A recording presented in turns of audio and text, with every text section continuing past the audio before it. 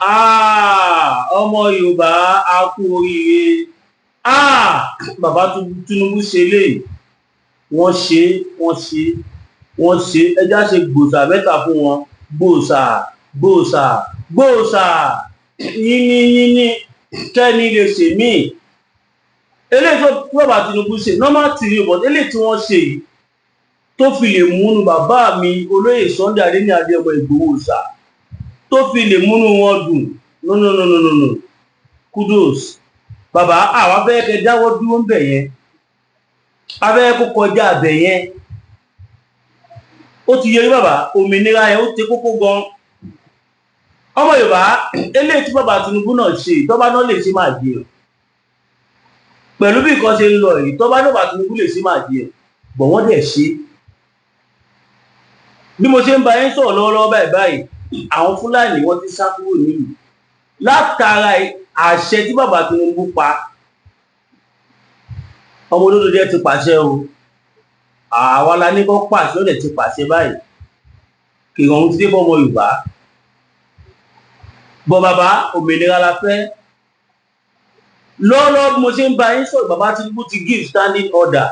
àlẹ́jẹ́ a gbọ́ pé wọ́n ti give standing order wọ́n ti pe gbogbo àwọn sáfíìsì fún wọn gbogbo àná la rí picture ẹ̀ last time ó yàtọ̀ sí tí mò ń sọ yìí tìgbà yẹn tán ni wọ́n ń sùn eléyìí tí mò ń sọ yìí confirm torí a rí lára àwọn bàbá wa tó lọ bẹ̀ so ọmọ Yorùbá àkú oríire ǹjẹ́ mọ̀ àwọn àṣẹ tí bàbá Tinubu pàṣá àwọn àṣẹ tó jẹ́ wípé president wa máa parú ẹ̀ bóyá pẹ̀lú ìkọ̀tẹ̀ ní Nàìjíríà ìní o bóyá president kọ́ wò pé kóun lọ sí ìdarí kóun lọ sí tàbí lọ́wọ́ fẹ́ ṣe kọ́ ṣe òun àdúgbò pa mí náà lọ in a nutshell president tó bá fẹ̀mí ẹ̀ lẹ̀ ló bá sábà ṣe irú àwọn nǹkan irú àwọn ọlọ́pàá àṣẹ tí wọ́n pa ní Nàìjíríà now gbogbo alágbọ́ sáwọn awuyewuye tó ń lọ lórí ọ̀rọ̀ Tìjẹ Musa tí gbogbo àwọn àgbààgbà Fúlàní tó ti ń gbé ìgbésẹ̀ láti ṣe ní jàǹbá ṣùgbọ́n Ọlọ́run ò fi bàbá yẹn lẹ̀ ẹni tọ́lọ́run bá rán níṣẹ́ ó yàtọ̀ sẹ́ni tó ránra ẹ̀ lóòótọ́ Tìjẹ Musa lè jẹ́ army tẹ́lẹ̀ now civil defence now minister of defence Tìjẹ Musa ti tú àwọn àṣírí tó jẹ́ wípé kábíyèsí Elédùmarè tí Nàìjíríà ọba pín kò sí kọ̀ọ̀kan tó kù ní Nàìjíríà mọ́ èmi mo sọ bẹ́ẹ̀ fún yín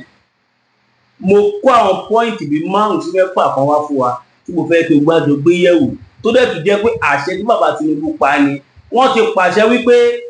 ẹni Fúlàní automatically wọ́n ti ban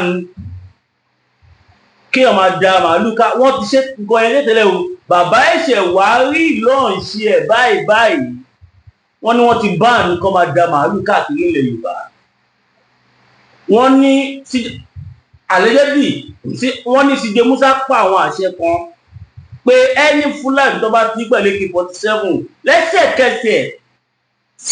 kọ́pa tó bá jẹ́ terrorist ẹni terrorist tó bá ti fojú rí báyìí eléyìí terrorist ni wọ́n ní kó má tẹ̀ dábàá pé bí wọ́n fẹ́ mú lóyè àbí ìkọ̀kan kò sí yẹn nìkan o wọ́n tún wá ní ẹni Fúlàní tó bá ti da màálù lọ jẹ oko olóko ká dìfẹ́ǹdì ara wa ká ṣe kí ni ká jẹ́ kọ́wọ́ wá yá ju tiẹ̀ lọ Tìjẹ Musa nísìnyí wọ́n ní from now on self defence ó ti wà activated nílẹ̀ Yorùbá tàbí any part tí àwọn terrorists bá ti ń dá wọn láàmú kí dẹ̀ ló fà á kábíyèsí Elédùmarè ó ní ìṣẹ̀lẹ̀ kan tó ṣẹ́yìn mo máa ń wọ àwọn míì gbà míì tó bá ní kò lóye Sunday Igboho dá sọ́rọ̀ àwọn ìgbà for example sí ìgbà tó mú Tani Olohun gbà ẹ̀ tí wọ́n mú Tani Olohun àbí wọ́n mẹ́nìkan ni Tani Olohun wá jáde wá ní Igboho dá sí ilé kẹ̀kẹ́ nìkan ṣùgbọ́n ọ̀rẹ́ ìwọ́lẹ̀ ìgbà kan wọ́n sàsọ̀rọ̀ sọ́bọ̀ tó lè jẹ́ wípé olóyè Sunday Igboho gbọ̀ngàn lọ́wọ́ wà ní ìbọn ti fi sílẹ̀ ẹni tó mú nígbà tó jáde ó sọ the same thing as this èmi mo sọ bẹ́ẹ̀ fún yín olóyè Sunday Igboho wọ́n ń ṣe gudugudu méje yàyà mẹ́fà wọn ò sílé ọtún wà ní bí wọ́n ṣe sílé kò sọmọ Yorùbá tí a lè jẹ tó máa gbọ́ tí wọ́n níjà fún dandan ni kọ́kọ́ ni níbi tí láyé lajú délé mi dandan kọ́ ni kéèyàn wà bí kọ̀ kéèyàn tó jà bẹ́ẹ̀ kò yé yín náà kó tó di pé màá bẹ̀rẹ̀ sí ní play àwọn fídíò kan fún wa ó láwọn ọ̀rọ̀ kan náà tí mo fẹ́ ṣàlàyé fún wa tó jẹ́ kókó tí bàbá olóyè Sunday Igboho tó ní ká bá ọmọ Yorùbá sọ kí n tó bọ́ sórí ọ̀rọ̀ wọn ó ní bọ̀bọ̀ kan gbogbo àná la gbọ́ sí ìròyìn yẹn ó ní bọ̀bọ̀ kan Fúlàní lọ ká mọ́lé terrorist lọ ká mọ́lé wọ́n fẹ́ jí gbé níbi tí ó wò pé òun nígà tóun láyé ta lára tóun ní òkìgbẹ́ tóun ní àgbèrú tóun ní àgbéjúlẹ̀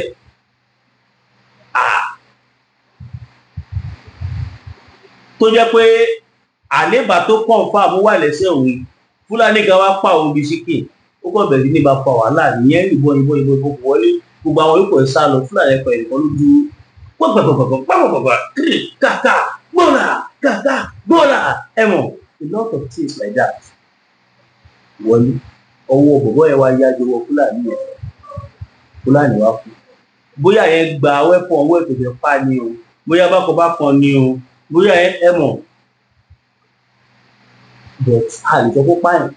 ó dìfẹ́ǹdì rẹ̀ kí ni wọ́n ṣe fún wọn lẹ́wọ̀n gbére ṣé life sentence ṣé wọ́n ní kọ́ lọ yẹgi púpọ̀ ni àbí nǹkankan bàbá Tinubu ti pardon ẹ̀ látara iṣẹ́ táwọn bàbá wa ṣe àti bàbá olóyè Sunday Igboho ṣe gudugudu méje lórí ọ̀rọ̀ bọ̀bọ̀ yẹn bí mo ṣe ń sọ̀rọ̀ yìí ẹni tó ṣe kókò mọ̀pọ̀ sọ lórí fóun kí ló kọ Májàsọ́lá mo ti Májàsọ́lá wà áfà ní kí a má jọmọ Yorùbá kó jọmọ Yorùbá má ráre kò sí tí gbórúkọ wọn ni Májàsọ́lá so níbi tí ọ̀rọ̀ ilẹ̀ Yorùbá dé nísìnyí bàbá Tinubu ti give order o Minister of Defence CJ Musa bàbá àgbàlagbà òun gbọ́ ti give standing order ó ní ìwọ tó bá wá ká mọ́lé tọ́wọ́ ẹ bá lè yàjọ wọ̀ jẹ́ kó yá no case wọ́n ní kó sọ̀rọ̀ lórí ẹ̀ tó bá ti jẹ́ kó defend ra ẹni ṣe mọ̀ pé àtòrí nǹkan ṣìkan lọ́lọ́run ká ní ti bọ̀bọ̀ ọmọ tó jẹ́ ọmọ Yorùbá yóò ṣẹlẹ̀ sí bí ó bá ṣe máa ṣẹlẹ̀ lọ nìyẹn ẹni bọ̀ tó bá ti mú Fúlàní tó bàjà tààràtà àrà tó dákẹ́ mọ́ lọ́wọ́ tó jẹ́ terrorist ẹni á lọ ṣẹ̀wọ̀n bọ̀ nítorí tó bàbá wa lóyè Sunday Igboho àtàwọn ẹni bí ẹni èèyàn bí èèyàn wọ́n pariwo síta wọ́n fi tọ́ àwọn ẹ̀kọ́ fi tó létí nísìnyí báyìí ó ti wà náà tí wọ́n pardon inú mi bẹ́ẹ̀ dùn sí ayọ̀ mi kún sí because bàbá Tinubu náà wọ́n mọ ohun tó tọ́ wọ́n mọ ohun tó tọ́ nísìnyí báyìí nígbà tí gbogbo ayé ti wá mọ̀ wípé a ti ní short of military men táwa tiẹ̀ ní short gan the Nigerian army cannot be everywhere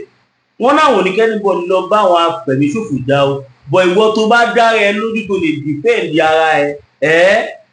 ìjọba kọ̀ọ̀kan ò tiẹ̀ ní fọwọ́ kún ẹ níbi tó máa ń gbé ẹ lọ sílé ẹjọ́ ó defend ara ẹni kò sọ̀rọ̀ bẹ́ẹ̀ nígbà tá Amẹ́ríkà yẹn strike ta ló lè bá Amẹ́ríkà wo ọjọ́ o ta ló lè bá Amẹ́ríkà wo ẹjọ́ ilẹ̀kùn kọ́tà àdọ́tì àbá Tinubu gbọ́ ọ̀kan mọ́ o wọ́n ní Fúlàní tó bá ti dà wá láàmú káwa gan dà láàmú nígbà tí ṣe fídíò of anything fídíò yẹn kó bá wa gan yes táwa wá ṣe fídíò sọ̀wọ́ gan kò jẹ́ kó jẹ́ public consumption any video tẹ bá ṣe ó jẹ́ kẹ́kọ̀ọ́ share as evidence pé lóòótọ́ o ẹni yìí ṣe nǹkan báyìí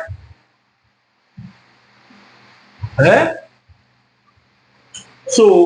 ẹ ká jára wa o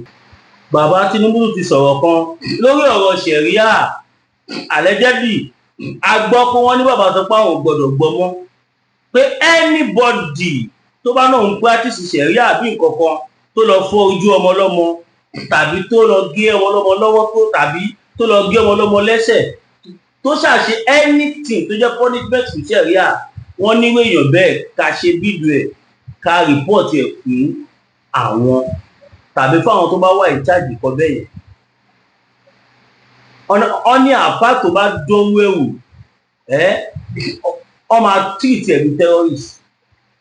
because tí yóò bá di terrorist kí léèyàn bá ṣe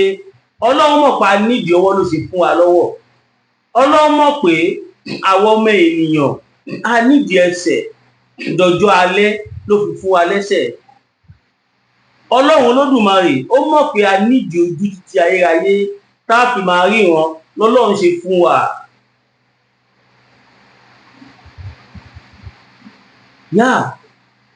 Ọlọ́run fi fún wa ẹ̀yin kan wá ní ṣẹ̀ríà kan bì kan ti fojú sáwọn ọmọ kan lára inú àdúgbò tẹ́ mọ̀ pé wọ́n ṣe ti yín kàn nífẹ̀ẹ́ yín torí orí burúkú tẹ̀ ń ṣe ẹ wá mú àwọn ọmọ yẹn ẹ̀ẹ́dẹ́gbọ́n lọ sí ṣẹ̀ríà court wọ́n wá ní kó yẹgi fún àwọn ọmọ tàbí kó bẹ́ apá kó bẹ́ ẹsẹ̀ tó bá ti ń ra àwọn ọmọ ẹbí threat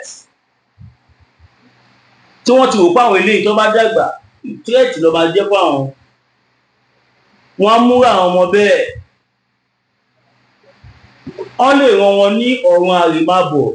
látìgbà tẹ́ ti gbọ́ pé wọ́n ṣe ṣẹ̀ríà nílẹ̀ Haúsá ó di politician mélòó tó gé ọmọ ẹ̀ lápá tàbí tó gé ọmọ ẹ̀ lẹ́sẹ̀.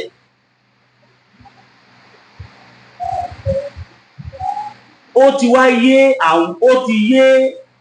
àwọn èèyàn wa nísìnyí wípé ṣẹ̀ríà ọmọ tálákà ló wà fún ṣẹ̀ríà instrument fún terrorism ni gbogbo ayé tí wàá mọ̀rún sí pé ṣẹ̀ríà ọgbọ́n àti fìyà jẹ aláìní kò sí kan gidi kan tó ń jẹ́ ṣẹ̀ríà òfin ìlú lófin. Nigeria has a constitution. All sovereign countries, sovereign states, they got their constitution. Báwo la ṣe máa tẹ̀lé constitution Nàìjíríà tátúmọ̀ náà ṣe máa tẹ̀lé ṣẹ̀ríà a ti pín ìlú sí méjì nìyẹn. Àwọn kókó wà tí ó yé mi tẹ́lẹ̀ tó yẹ kó tún wá yé mi nísìnyí. Ẹ wo àwọn forest secret estate tó kọ́ káàkiri sínú àwọn deep forest tiwa. Òun lè ṣe ipá àwọn tó wá láti north wọn kì í ṣe bẹ́ẹ̀ nípa wà pẹ̀lú wa irú láwọn tó ń bá ṣe. Èèyàn á jíyàn gbé á gba almost 100 to 200 million tàbí 50 million gan even 10 million á gbà. Ìjọ tọrọ pálábá ẹ̀ bá wá sí ẹni tí ò bá fún lówó ẹni tí wọ́n bá rówó wá béèrè ní dẹ́ẹ̀ni wọn fún ara wọn wọ́n lè fìbọn fọ́ lórí tàbí kọ́ pa nípakúpa. Ọwọ́ máa wá tẹ irú èèyàn bẹ́ẹ̀ yẹn ẹ wá sọ pé ẹ dáríjì. Our Honourable Minister of Defence of the Federal Republic of Nigeria, CJ Musa, God bless you sir. Wọ́n ní màá yẹn sọ wípé àwọn ò fẹ́ gbọ́ gbogbo àwọn nǹkan bẹ́ẹ̀ mọ́ láti wákàtí lọ. Now CJ Musa ti yarí o. CJ Musa ní no more repent Boko Haram, no more repent ISWAP, no more repent ọ̀nà àwọn ò tiẹ̀ fẹ́ gbọ́ mọ́. Wọ́n ní kódà àwọn tó ti wà àwọn ara wọn tí Buhari ti fi agídí kó sínú Nigerian security and parastatals, both the force, the military and the paramilitary, gbogbo ẹ̀ ni wọ́n ti pollute pẹ̀lú àwọn Fúlàní terrorist repentant Boko Haram. Gẹ́gẹ́ bá ṣe gbọ́ wà allegedly wọ́n ní CJ Musa ti sọ pé àwọn máa address ọ̀rọ̀ yẹn láìpẹ́ yìí àìdá kọ́ fún gbogbo wọn lẹ́wọ̀n gbére tàbí kọ́ ní kọ́ lọ tó bá ṣe yẹn kọlé wọn kó yá ẹ bu yẹ̀pẹ̀ Nàìjíríà dání, pàápàá jùlọ ilẹ̀ Haúsá, ẹ bu yẹ̀pẹ̀ Nàìjíríà dání, jẹ́ ti gbóhùn ẹ̀, ó yá láti wákàtí ìlọ a ò gbọdọ̀ rí yín mọ́ nílùú. Nǹkan mẹ́ta tó ní ó pọ́sibú kọ́ ṣe kọ́ bẹ́ẹ̀ fún wọn nìyẹn. Àìdá kọ́ bu yẹ̀pẹ̀ Nàìjíríà tàbí kọ́ fún wọn sínú ibi tábà tàbí kọ́ jú wọn sẹ́wọ̀n gbére, kò tí pọ̀ jù. Wàá máa fojú wo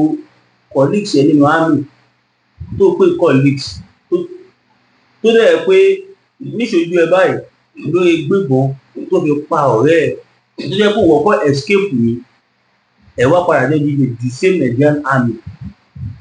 Ẹ dẹ̀ ò pọ́pọ̀ àwọn èèyàn á dẹ̀ balẹ̀, ọkọ̀ wọn ò lè balẹ̀. Ìdí tí ọ̀pọ̀lọpọ̀ àwọn tí runaway sójà fi pọ̀ nìyẹn sìn. Wọ́n ṣe ní runaway, òun nìkan náà àwọn ọ́fíìsì army sọ yìí tó ní more than 10,000 sójà ni wọ́n recruit last year ní 2024. Ìgbà tó bá 2025 gbogbo wọn ti sá lọ pátápátá kòkò kọ́kọ́ nu wọn. Àwọn oníkàwé wá join army, wọ́n yarí wọn join yẹn torí pé wọ́n mọ̀ pé táwọn bá join yẹn wọ́n lọ pa àwọn dànù ní. Wọ́n wá come up with forceful idea kan,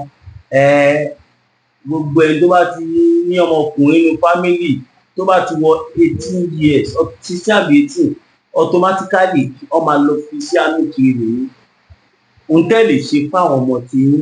ẹ̀yin olórí burúkú tẹ̀ ń dá wà láàmú yìí, kò sọ ọmọ yín kankan tó wà Nàìjíríà o, kò sọ ọmọ yín kankan tàbí ọmọ yín tó wà Nàìjíríà. You are all living good. Ẹ̀jẹ̀ fi wálẹ̀ lọ́rùn. Ẹ fi wálẹ̀ kẹ́ bá padà wá mú. Wọ́n ní anybody táwọn bá tún rí pẹ̀lú àwọn Fúlàní, bóyá ẹ ti jọ ṣe transaction rí tí ẹ ti bá ẹ bẹ́ẹ̀ yẹn, bóyá ẹ ti jọ send owó sí ara ẹni tó lè defend ẹ̀, you go explain tire. Bóyá o ti jọ rí picture yín papọ̀ rí, bóyá o ti lọ kí nílé yàgò tí wàá kí ẹ nílé tó dẹ̀wọ̀n sí ẹ pé ẹni yìí o terrorist jàǹdùkú ni o, you are all going for it. Torí ẹ̀ lọ ṣe ní ká wọ́n àwọn èèyàn wa pé do away with these people. Ẹ má súnmọ́ àwọn Arabi. Dandan kọ́ ni kẹ́ bá wọn ṣe. Ẹ ti wà láyé kẹ́ tó mú wọn. Ohun tájà máa jẹ ògùn á pèsè ẹ, ohun tájà máa jẹ èṣù á ṣe é. Mo rí fídíò kan, ojú jẹ́ tì mí, ojú ò ṣe tì mí mọ́, ara wa bẹ̀rẹ̀ sí ní tì mí níbi tí àwọn ọ̀pọ̀ gan bàbá wa Aláàfin Ọ̀yọ́ ikú bàbá yìí, odindi Aláàfin wọ́n gbéra lọ kí Túnúgàmbàrí nílọrin, kábíyèsí níbi ìmọ̀. Kò tún wá mọ síbẹ̀ o, ẹ wo bí gbogbo wọn ṣe ń rá bàbà tó ń rá kúrò tó ń ṣe gbogbo ẹ̀. Oríṣi àyẹn ló wà kó dìde lọ pàdé bàbá wa Aláàfin o, kò dé lọ pàdé wọn o, orí ìjókòó ẹ̀rọ wa wọ́n tún náwó sí kò tún gbà á. Tó bá dàbí wọn ẹ lọ tún fídíò yẹn wò. Ìgbà tó náà tún gbà náà wá tọwọ́ ẹ̀ wá tó gbé sórí ẹsẹ̀ still yet kò fọwọ́ kàn. Ara àwọn bloggers kan tí wọ́n sample out.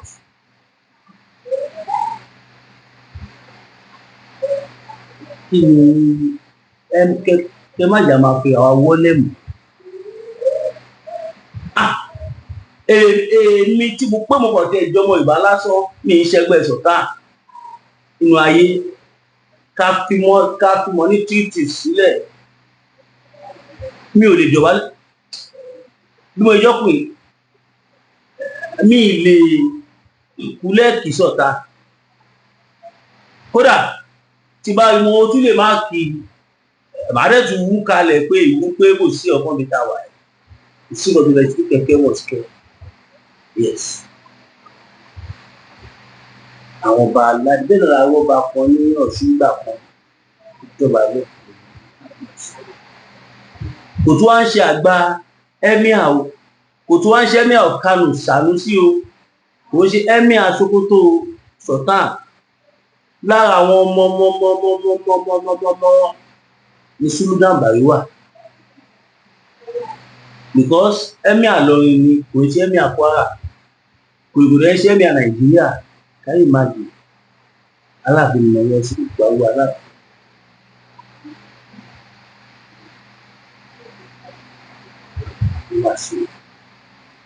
Ẹ̀yin bàbá wa kẹjẹ má balẹ̀ ayé jẹ́, kẹwàá ìkòkò yín bàjẹ́ níbi rẹ̀ náà. Àwọn ọmọ yín bẹ́yìn là ń sunkún sí yín lọ́rùn. Ẹ jọ̀ọ́, enough is enough. All this is too much.